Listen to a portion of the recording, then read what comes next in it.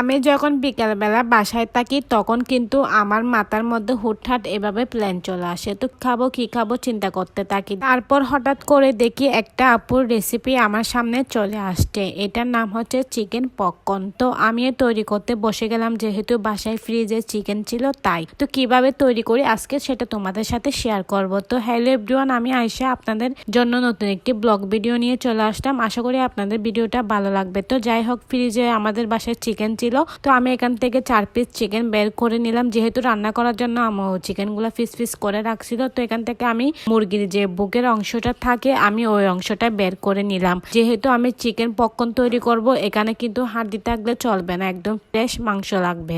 তারপর আমি চিকেনগুলো ভালো করে পানি দিয়ে পরিষ্কার করে নিলাম। যেহেতু এখানে রক্ত মাখা ছিল তার জন্য আমি ভালো করে পানি দিয়ে পরিষ্কার করে নেওয়ার পর এভাবে ছোট ছোট করে পিস করে নিয়েছি। যেহেতু আমি চিকেন পপকর্ন তৈরি করব, তো অবশ্যই এভাবে ছোট ছোট করে পিস করে নিতে হবে। তো দেখুন আমি সবগুলো একদম ছোট ছোট করে পিস করে নিয়ে একটা প্লেটে রেখে দিলাম। তো প্লেটে আমি এখানে মরিচের গুঁড়া, হলুদের গুঁড়া, মশলার গুঁড়া, দেন আপনার লবণ, চাট মশলা, কর্নফ্লাওয়ার, দেন সস, লেবুর রস সবকিছু দিয়ে এখন আমি হাতে ভালো করে মেখে নিচ্ছি। তো এভাবে ভালো করে একদম কষলায় কষলায় মাখতে হবে। যেহেতু চিকেনের ভিতরে যেহেতু মশলাগুলো অ্যাড হয় তার জন্য এভাবে একদম ভালো করে কষলায় কষলায় হাতের মধ্যে নিয়ে এভাবে মাখতে হবে।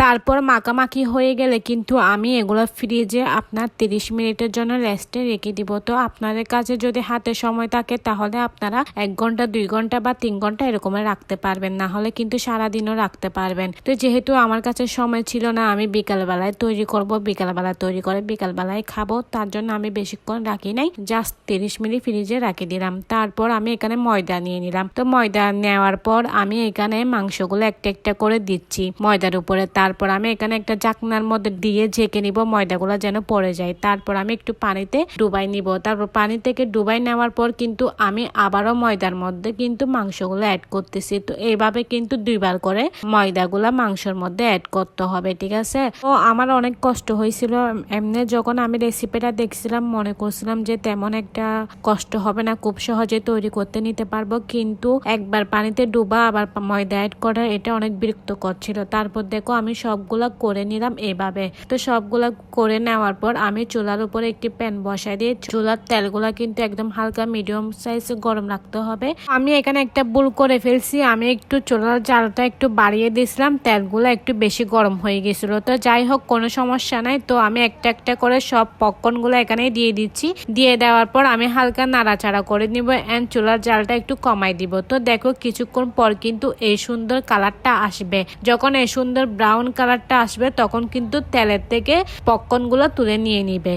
তো যেমন দেখতে সুন্দর লাগতেছে, খাইতে খুব মজা হয়েছিল। তো একটু কষ্ট হলে কিন্তু বাসায় কিন্তু ট্রাই করতে পারো, মেহমান আসলে কিন্তু আপ্যায়ন করতে পারবা, দেন ফ্যামিলি সবাইকে নিয়ে বিকালবেলা নাস্তা হিসেবে খাইতে পারবা। খুবই একটি মজাদার লবণীয় পপকর্ন।